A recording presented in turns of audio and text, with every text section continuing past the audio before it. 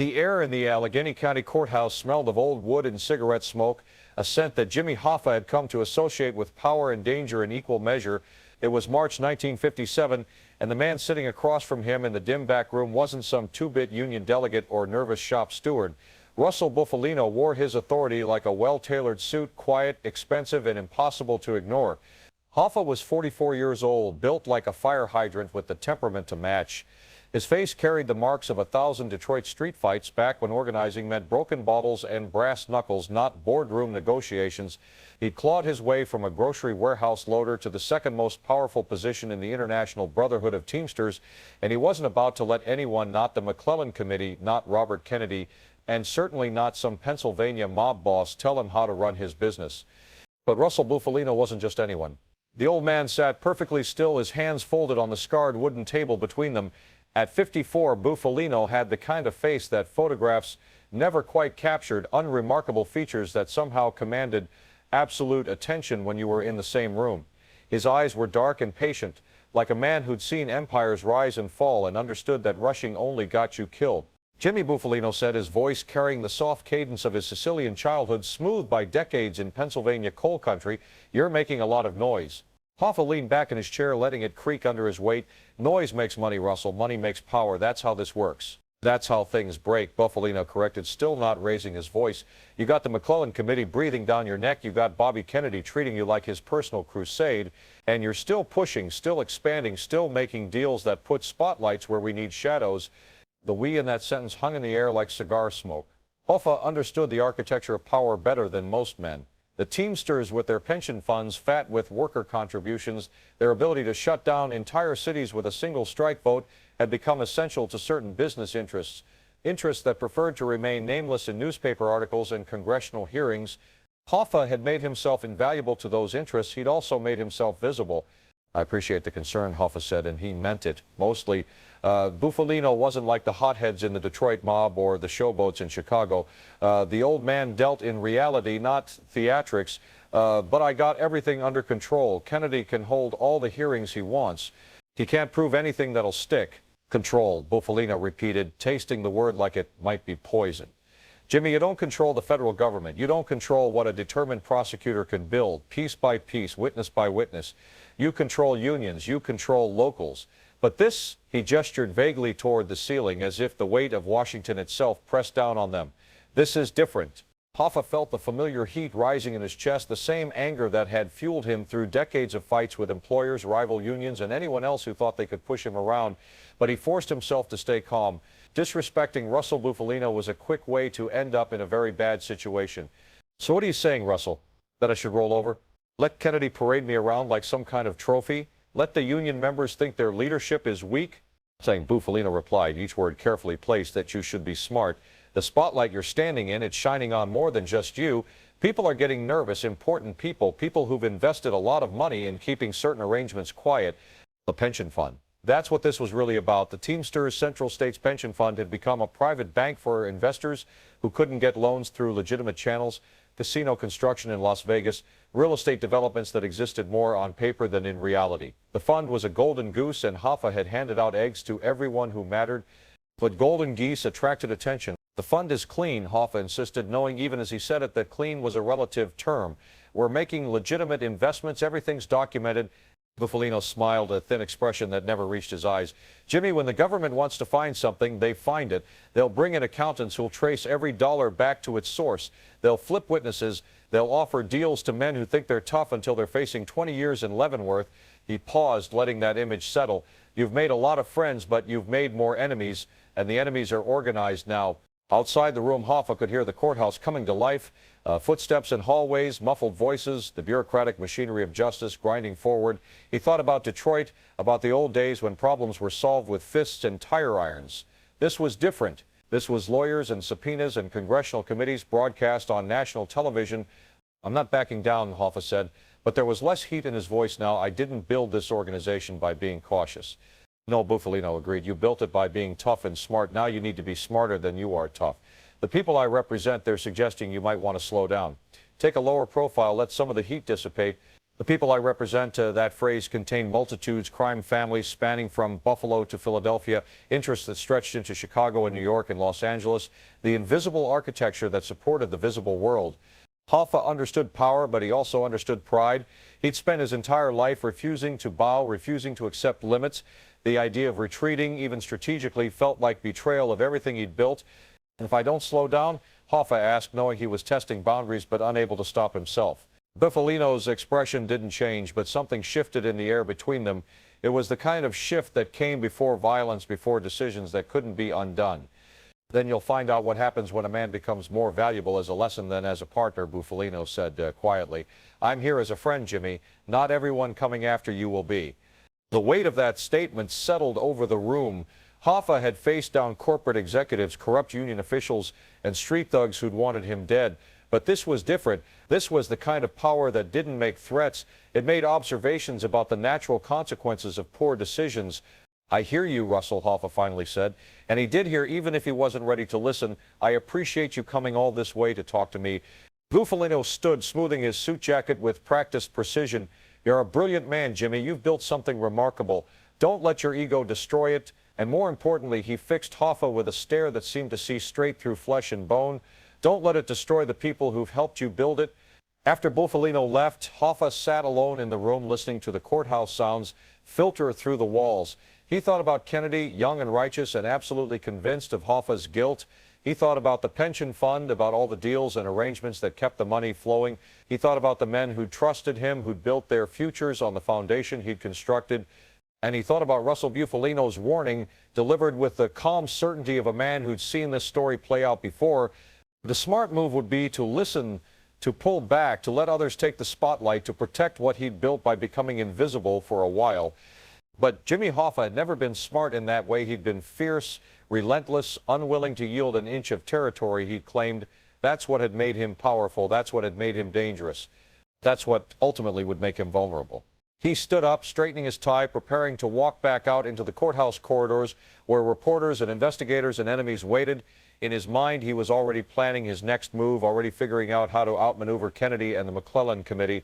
Russell Bufalino's warning echoed in his memory, but Hoffa pushed it aside. He'd faced worse threats and survived.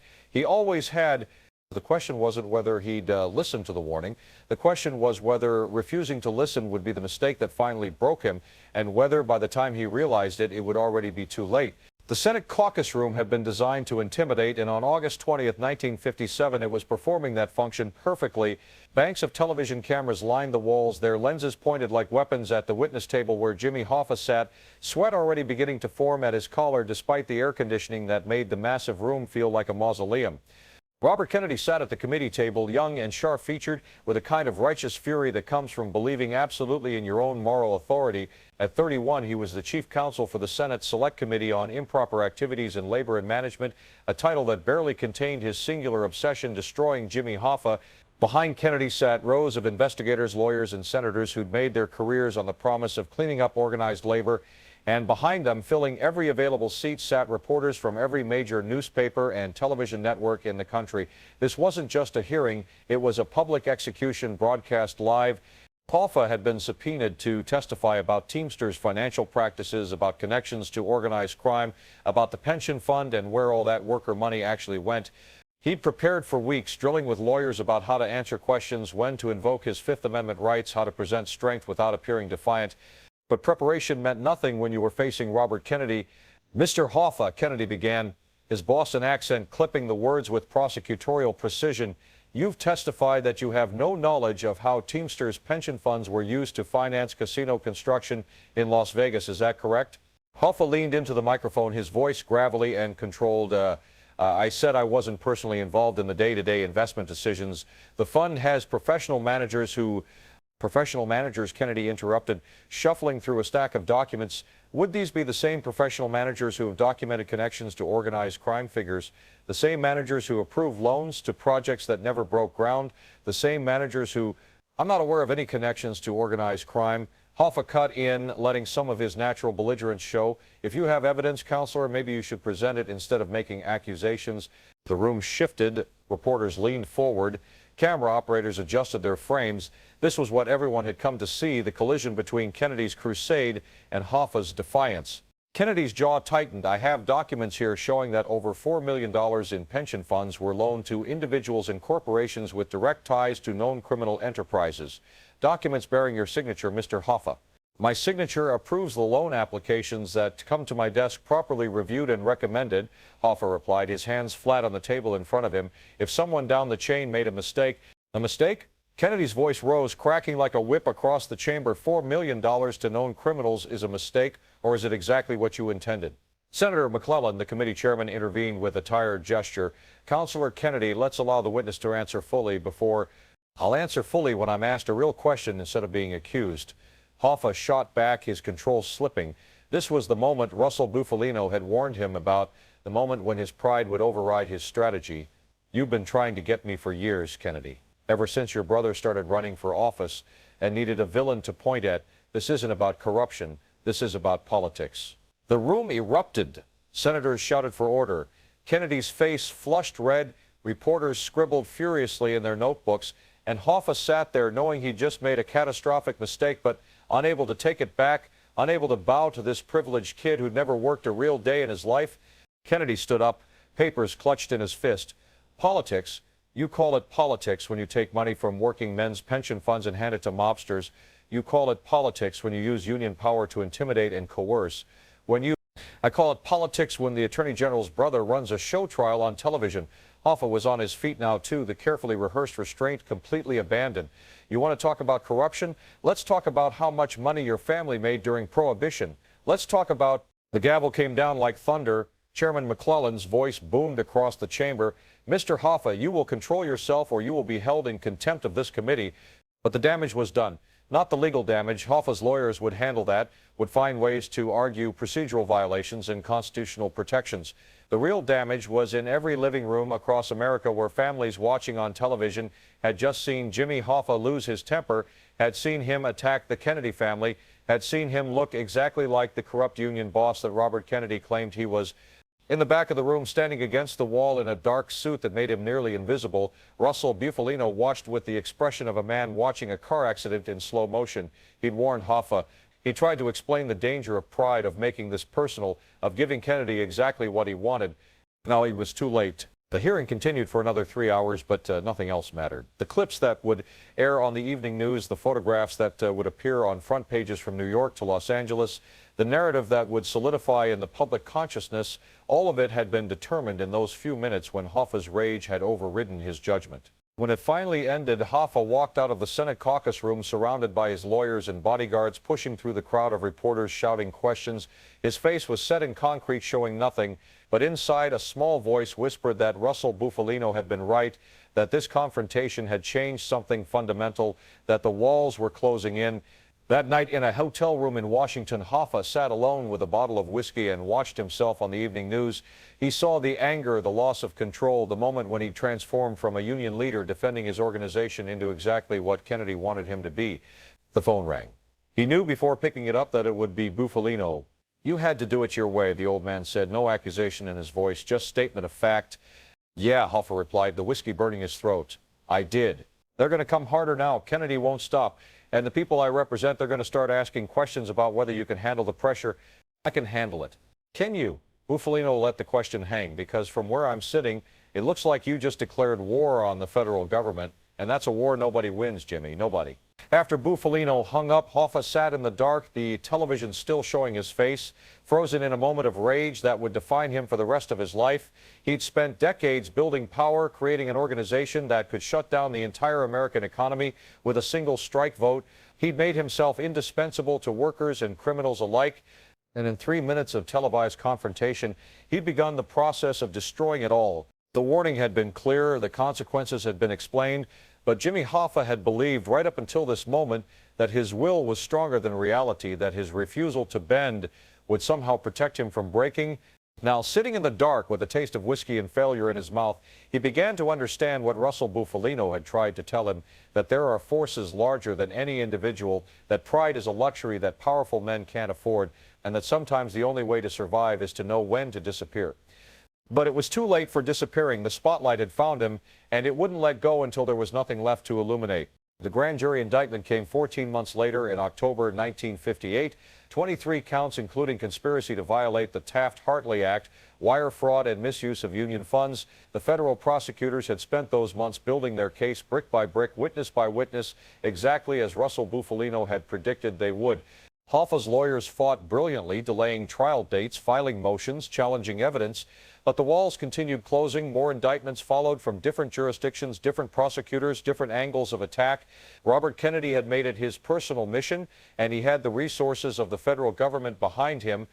The physical toll showed first. Hoffa had always been built like a concrete block, able to work 20-hour days, to fly across the country for meetings, to negotiate contracts until dawn, and then show up for a breakfast meeting looking fresh. But now at 45, the stress manifested in ways he couldn't control. His doctor, summoned to his Detroit office on a Thursday morning in January 1959, took his blood pressure 3 times before believing the reading 180 over 120. Jimmy, that's stroke territory. You need to slow down, maybe take some time off. Hoffa laughed, a harsh sound that held no humor. Take time off? You want to tell Kennedy to take time off? Tell the prosecutors to take a vacation while I rest? I want to tell you that your body can't sustain this level of stress indefinitely, the doctor replied, packing his equipment. You're not invincible, no matter what you believe. But invincibility had been Hoffa's armor for so long that he didn't know how to function without it. He increased his workload, traveling more, making more appearances, consolidating more power within the Teamsters. If the government wanted to destroy him, he'd make himself so essential that destroying him would cost them more than it was worth. The strategy might have worked if he'd been dealing with rational opponents, calculating costs and benefits, but Robert Kennedy wasn't rational about Jimmy Hoffa. He was obsessed. The first trial came in the summer of 1959. Hoffa sat at the defense table day after day, watching prosecutors present evidence, call witnesses, build a narrative of corruption and criminality. His lawyers mounted an aggressive defense, attacking witness credibility, challenging evidence chains, creating reasonable doubt wherever possible. A jury deliberated for 6 days before returning a split verdict, acquittal on some counts, hung jury on others. Hoffa walked out of the courthouse claiming victory, surrounded by reporters and television cameras, defiant as ever. But Russell Bufalino, watching from a distance, saw something different. He saw a man who'd won a battle but was losing the war, a man who didn't understand that each trial, each acquittal, each defiant press conference only made Kennedy more determined. You should take the win and disappear for a while, Bufalino told Hoffa during a quiet meeting in a Philadelphia restaurant. Step back from the union leadership, let someone else be the public face while things cool down. Step back? Hoffa's voice rose enough that other diners glanced over. I just beat them in court. I just proved they can't touch me. They can touch you, Jimmy. They just haven't yet. Bufalino's voice remained calm, instructional. You beat one charge out of dozens they're preparing. You think Kennedy is going to stop? You think the Justice Department is going to give up? Let them come, I'll beat them again. Bufalino sighed, a sound carrying the weight of decades watching proud men destroy themselves. It's not about beating them, it's about surviving them, and survival sometimes means knowing when to retreat. But retreat wasn't in Hoffa's vocabulary. He doubled down, consolidating his power within the Teamsters until in 1960 he was elected international president. The pinnacle of his career, the ultimate validation of his life's work. It was also the beginning of the end. The election of John F. Kennedy to the presidency in November 1960 brought Robert Kennedy into power as Attorney General. The man who'd made destroying Hoffa his personal crusade now had the full resources of the Justice Department at his disposal. The indictments came faster now. Jury tampering, illegal payments to Teamster officials, mail fraud, wire fraud, pension fund violations. Each one meticulously researched, carefully constructed to avoid the mistakes that had led to previous acquittals. The physical deterioration accelerated. Hoffa's blood pressure remained dangerously high. He developed chronic insomnia, lying awake night after night in hotel rooms across the country, his mind racing through legal strategies and political maneuvers. His temper, always volcanic, became unpredictable. Close associates learned to read the warning signs, the tightening jaw, the drumming fingers, and retreated before the explosion. But the psychological toll was worse than the physical. Hoffa had built his identity on being untouchable, on being smarter and tougher than anyone else. Now, for the first time in his life, he faced an opponent who wouldn't quit, who had unlimited resources, who was willing to sacrifice everything to destroy him. The realization came slowly, like hypothermia creeping through a body. First, the extremities go numb, the easy confidence that he could outmaneuver any opponent. Then the core starts to freeze, the certainty that his power would protect him. Finally, the vital functions begin to fail, the belief that he controlled his own destiny.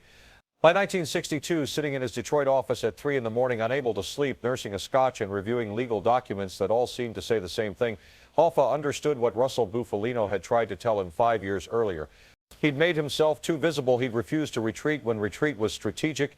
He turned a political problem into a personal war. And wars, even when you win some battles, destroy everything. His secretary found him there at dawn, still sitting in the same chair, the glass empty, staring at nothing. "Mr. Hoffa, are you all right?" He wanted to say yes. Wanted to maintain the facade of invincibility that had protected him for so long. But the words wouldn't come.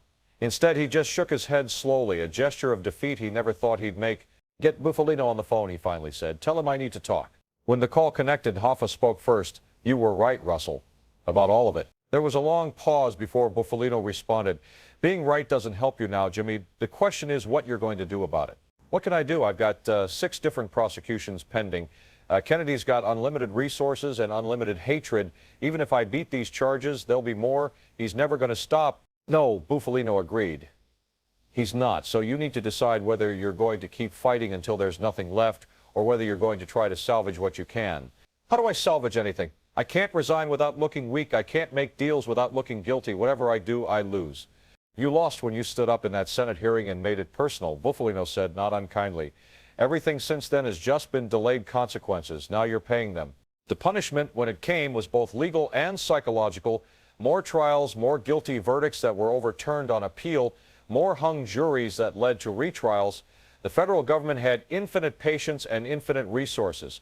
Hoffa had only his will, and will alone wasn't enough. In March 1964, after a trial in Chattanooga for jury tampering, the verdict came back guilty, not on all counts, but on enough. The judge set sentencing for later that year, and Hoffa walked out of the courthouse knowing that this time there would be no acquittal, no hung jury, no last-minute reprieve. Russell Bufalino met him at a small airport outside Chattanooga, sitting in the back of a black sedan with tinted windows. Hoffa climbed in, and they sat in silence for a long moment. 8 years, Hoffa finally said. "The prosecution's asking for 8 years. "You'll appeal," Bufalino replied. "I'll appeal. And when that fails, I'll appeal again and again." But eventually, he didn't finish the sentence. "Eventually, you go to prison," Bufalino completed. "The question is, what happens to the Teamsters while you're gone? Who runs it? Who controls the pension fund? Who makes decisions about all those arrangements we've spent years building?" This was what it came down to. Not Hoffa's freedom or his legacy, but the practical question of power and money. The Teamsters had become too important to too many people for Hoffa's personal fate to matter more than the organization's continuity. "I'm not giving up control," Hoffa said, the old defiance flaring. "I can run the union from prison if I have to." Bufalino turned to look at him directly, his expression unreadable. "Jimmy, you're not listening. You never listen. The people I represent, they don't care about your pride or your legacy. They care about stability, about the pension fund continuing to function, about arrangements staying in place. If you going to prison threatens that." The unspoken threat hung in the air like gun smoke. "Are you threatening me, Russell? I'm warning you, again, like I've been warning you for 7 years. But you don't hear warnings. You only hear challenges to your authority." Bufalino opened the car door. "When you're ready to hear reality instead of what your pride tells you, call me. Until then, good luck with your appeals." He walked away, leaving Hoffa alone in the back of the sedan, surrounded by the wreckage of choices he'd made and warnings he'd ignored. The punishment wasn't the guilty verdict or the pending prison sentence. The real punishment was understanding too late that he destroyed himself not through weakness or cowardice, but through the very strength and defiance that had made him powerful. Russell Bufalino had tried to save him from himself. But some men can't be saved. They can only be warned and then watched as they march into the consequences they've created. Jimmy Hoffa had become one of those men. The appeals process stretched across 3 years, from 1964 to 1967. 3 years of legal maneuvering, of hopes raised and dashed, of Hoffa maintaining his role as Teamsters president while fighting a dozen different legal battles simultaneously. He told himself he could outlast Kennedy, could wait out the political will to prosecute him, could find some angle that would make everything go away. Then in November 1967, the Supreme Court declined to hear his final appeal. The legal options had run out. On March 7th, 1968, James Riddle Hoffa reported to the Lewisburg Federal Penitentiary in Pennsylvania to begin serving an 8-year sentence.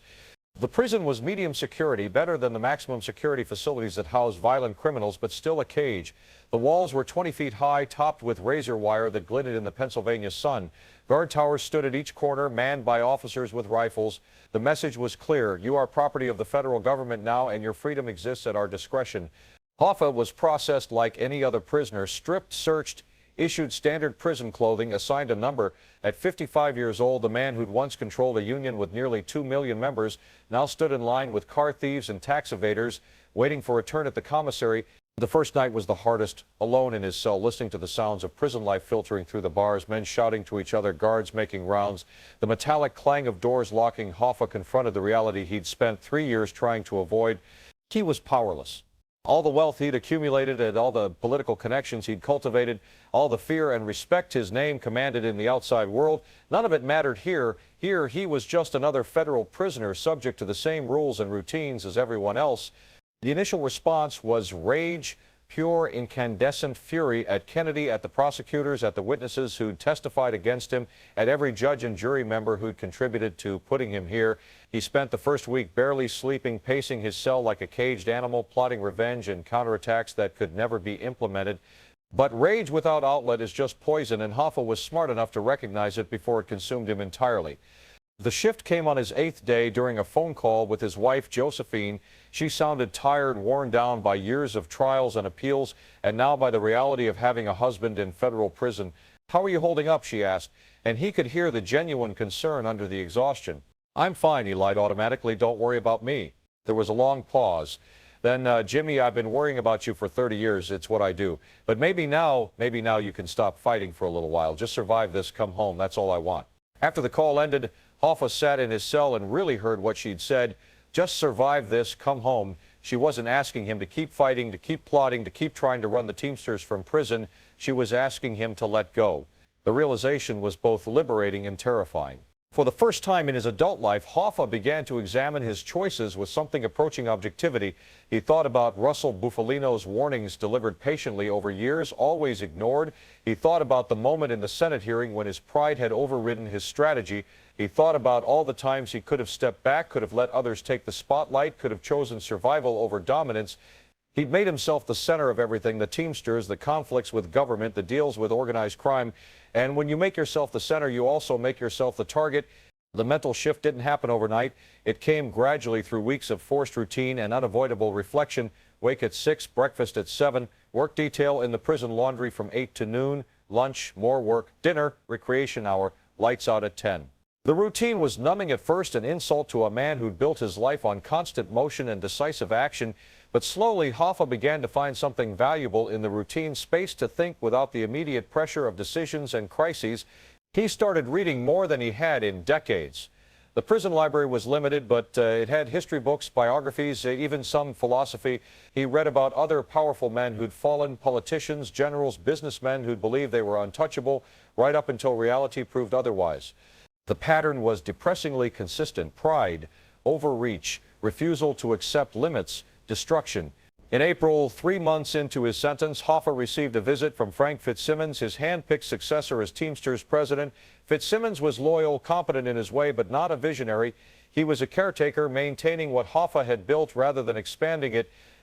They talked for an hour in the visiting room, surrounded by other prisoners and their families. Fitzsimmons reported on union business, on negotiations with various employers, on the political situation in Washington, where the new Johnson administration was less hostile than Kennedy's had been. But what struck Hoffa was how well the organization functioned without him. The Teamsters hadn't collapsed. Locals still organized and struck and negotiated. The pension funds still invested and made loans. The machinery he'd built continued operating, barely missing his presence. "You've done good, Frank," Hoffa said as the visit ended. "Keep it up." Walking back to his cell, Hoffa understood something fundamental. He'd built something larger than himself, but he'd refused to believe it could exist without him. His ego had demanded that he remain indispensable, that every decision flow through him, that his will shape everything. But organizations don't need individual leaders to survive. They need systems, institutions, processes, and those were all in place, working fine without him. The real recovery, the mental and psychological healing that Hoffa didn't even know he needed, came through letting go, not of his past or his accomplishments, but of his need to control everything, to be the center of every decision, to make his will reality through force of personality. He started exercising more systematically, using the recreation yard to rebuild physical strength that had deteriorated during years of stress and poor sleep. He played chess with other inmates, learning patience and strategic thinking that wasn't about immediate domination, but about long-term positioning. He wrote letters, hundreds of them, to union members, to political contacts, to his family. But the content shifted. Instead of instructions and demands, he wrote about reflection and perspective. Instead of plotting his return to power, he wrote about understanding what he'd built and how it could continue without him. In June, 6 months into his sentence, Russell Bufalino visited. The old man looked the same, impeccably dressed, completely calm, eyes that saw everything and revealed nothing. They sat across from each other in the visiting room, and for the first time in their long relationship, Hoffa didn't immediately start talking about strategy or complaints about his enemies. "You were right, Russell," Hoffa said quietly, "about all of it. Every warning you gave me, I should have listened." Bufalino nodded slowly. "Most men never reach that understanding. The fact that you have, that's something. What good does understanding do me now? I'm sitting in federal prison. Kennedy won. The government won. I lost everything." Did you? Bufalino gestured around the visiting room. "You're alive. Your family is safe. The Teamsters you built still exists and still has power. You lost your freedom and your position, but you didn't lose everything. You just lost the things your pride told you were more important than survival." The words hit Hoffa with unexpected force. His pride had told him that freedom and power were everything. Continue 1813, that losing them was equivalent to death. But sitting here, alive and reasonably healthy, still able to think and learn and grow, maybe that was worth more than he'd believed. "So what do I do now?" Hoffa asked. Just serve my time quietly, accept that this is how it ends?" "You accept reality," Bufalino replied. "You use this time to understand why things happen the way they did. You learn the lessons that your pride prevented you from learning before. And when you get out, if you get out, you decide what kind of man you want to be. The same man who made these mistakes or someone who learned from them." The visit ended, but the conversation continued in Hoffa's mind for weeks afterward. Bufalino had offered him something he hadn't expected, not false hope of reclaiming power, but genuine wisdom about learning from failure. The remaining months of 1968 and into 1969, Hoffa continued his internal transformation. Not a complete reinvention. He was still Jimmy Hoffa, still tough and defiant at his core, but a refinement, a recognition that strength didn't require constant conflict, that power could be strategic rather than confrontational, that survival sometimes meant knowing when to stop fighting. He read everything he could about presidential pardons, about the process and politics of clemency. If he was going to get out before his full sentence was served, it would require political maneuvering, not legal appeals. And political maneuvering required patience, discretion, and the ability to work through others rather than demanding the spotlight. By his first Christmas in prison, Hoffa had achieved something remarkable, not acceptance of his fate, but understanding of how he'd created it. He'd been warned repeatedly by Russell Bufalino and others that his approach would lead to destruction. He'd ignored those warnings because his pride insisted he was special, that the rules that applied to other men didn't apply to him. Prison hadn't broken him. It had educated him in ways freedom never could. The question was whether the education would last or whether the moment he walked out of Lewisburg, he'd revert to the man who'd walked in defiant, proud, convinced of his own invincibility. That answer would have to wait. For now, Hoffa focused on surviving, on learning, on becoming someone who understood that wisdom and pride rarely coexist, and that the strongest men are often those who know when to bend rather than break. Russell Bufalino had tried to teach him that lesson in 1957. It had taken 12 years and a federal prison sentence for Hoffa to finally learn it. A pardon came on December 23, 1971, signed by President Richard Nixon, but it came with conditions that would have been unthinkable to the Jimmy Hoffa of 1957. He was barred from participating in any union activities until 1980. 9 years of exile from the organization he'd built, the power structure he'd dominated, the identity he'd crafted. The old Hoffa would have raged against such conditions, would have found ways to circumvent them, would have maintained control through proxies and back channels. But the man who walked out of Lewisburg Federal Penitentiary after nearly 5 years of incarceration understood something crucial. Accepting the conditions was the only path to freedom. Frank Fitzsimmons met him outside the prison gates along with a small group of Union loyalists and reporters. The television cameras captured the moment. Hoffa thinner and grayer than when he'd gone in, stepping into the Pennsylvania winter air and breathing freedom for the first time since 1968. "How does it feel to be out, Mr. Hoffa?" a reporter shouted. Hoffa smiled, a genuine expression that reached his eyes in a way it rarely had before. "It feels like I get to go home to my family. That's enough for today." No grand statements, no defiant promises, no immediate plans announced to reclaim his throne, just a man grateful for freedom and wise enough to show that gratitude. Russell Bufalino watched the release on television from his home in Pennsylvania.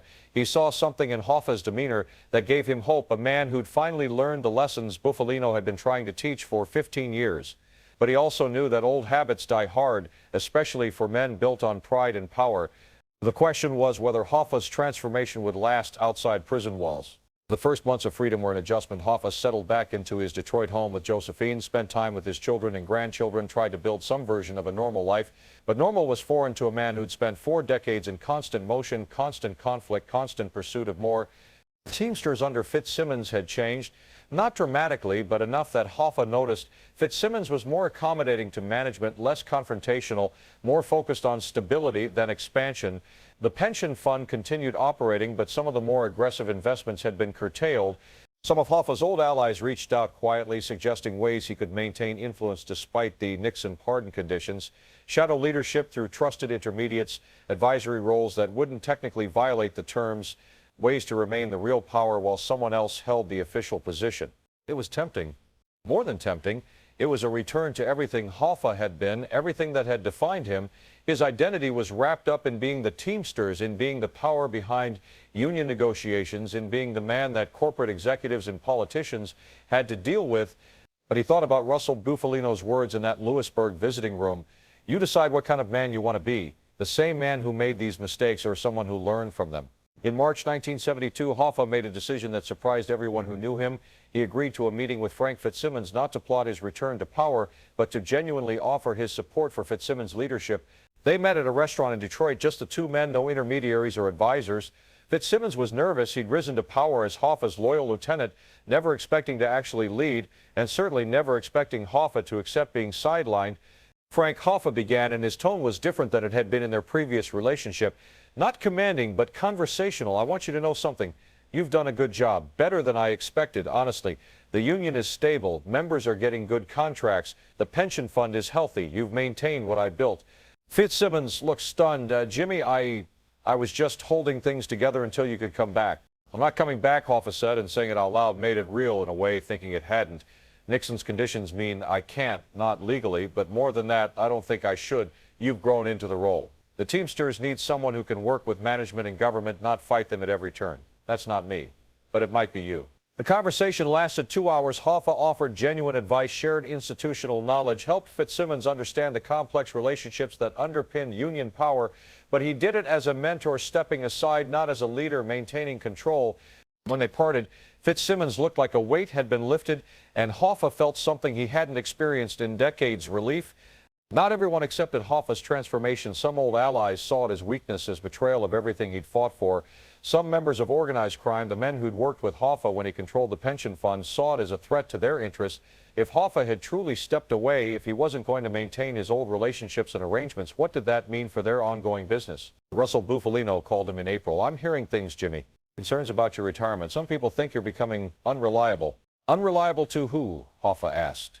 I'm keeping the conditions of my pardon. I'm not involved in union business. That's what concerns them. They preferred you when you were fighting to reclaim power, when you were predictable. Now you're doing something different. Makes people nervous. Russell, I spent 5 years in federal prison because I couldn't let go of power. I'm not going back, and I'm not going to live my life running from federal indictments. If that makes me unreliable, then I'm unreliable. There was a long pause. You really have changed, Bufalino finally said. I'm not sure if that's good or bad for you. It's good for me, Hoffa replied. Whether it's good for anyone else isn't my concern anymore. The months passed. Hoffa wrote a memoir, Hoffa, the Real Story, laying out his version of events. Not angry or bitter, but honest about his mistakes, about what he'd learned, about the cost of pride and the value of wisdom gained too late. He gave occasional interviews, always careful to stay within the bounds of his pardon conditions. When reporters asked if he planned to reclaim the Teamsters presidency, he gave the same answer: I built something good. It's in capable hands. That's enough. But the old world doesn't easily release men who once held power. By 1974, as Hoffa approached the possibility of his pardon conditions ending in 1980, tensions began building. Fitzsimmons, comfortable in his role, didn't want Hoffa returning to challenge his authority. Some organized crime figures, concerned about what Hoffa might say if he became desperate or vengeful, saw him as a threat that needed to be managed. Russell Bufalino visited Hoffa in Detroit in June 1975.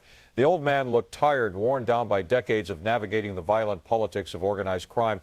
Jimmy, I need you to be very careful right now. There are people who are nervous about you, about what you might do, what you might say, whether you can be trusted to stay quiet about old arrangements.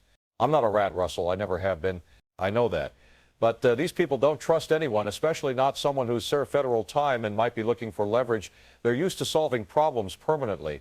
The warning was clear. Hoffa wasn't paranoid enough to miss it. So what do you suggest? Disappear for a while, real disappearing. Leave Detroit, take Josephine somewhere quiet, let the temperature cool down, give everyone time to see that you're really retired, really done.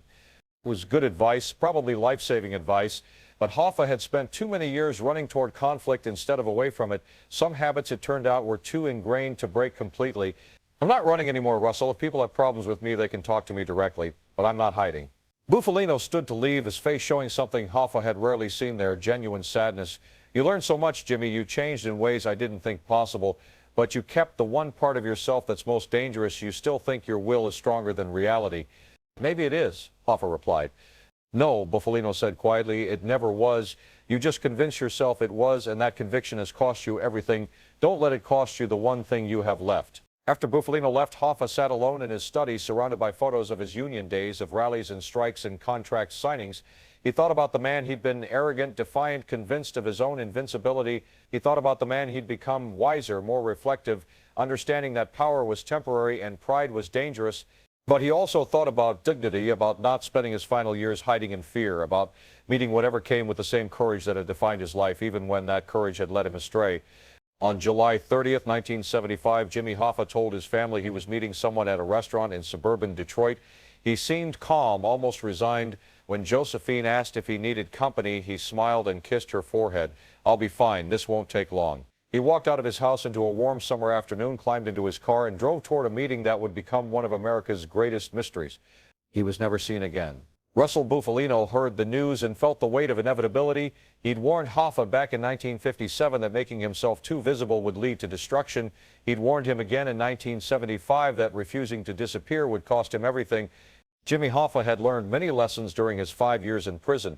He'd learned about pride and power, about wisdom and letting go, about the cost of making yourself the center of everything. But he'd never learned the most important lesson, that some battles can't be won through courage and defiance, that some enemies can't be faced directly, that sometimes the only wisdom is knowing when to run. In the end, Hoffa's legacy was complex. He'd built one of America's most powerful unions, improved conditions for millions of workers, created institutions that outlasted him. He'd also made deals with criminals, ignored warnings from men wiser than himself, and let his pride override his judgment at crucial moments. The man who walked out of Lewisburg in 1971 was better, wiser, more self-aware than the man who'd walked in, but he was still Jimmy Hoffa, tough, defiant, unwilling to accept limits on his freedom or his dignity. And in the world he'd inhabited for 40 years, a world where power was everything and weakness was fatal, being unwilling to hide was the same as being unwilling to survive. Russell Bufalino had tried to teach him that lesson 18 years earlier. Some men learn through instruction, some learn through experience, and some men, no matter how much they learn, can't change the fundamental core of who they are. Jimmy Hoffa had been one of those men, brilliant, courageous, visionary, and ultimately unable to save himself from the consequences of his own nature. The warning from 1957 had been clear. The lessons from prison had been profound, but in the end, the man who refused to bow to Robert Kennedy also refused to bow to the reality that his old world no longer had a place for him. That refusal defined him. It elevated him. It inspired millions, and it destroyed him.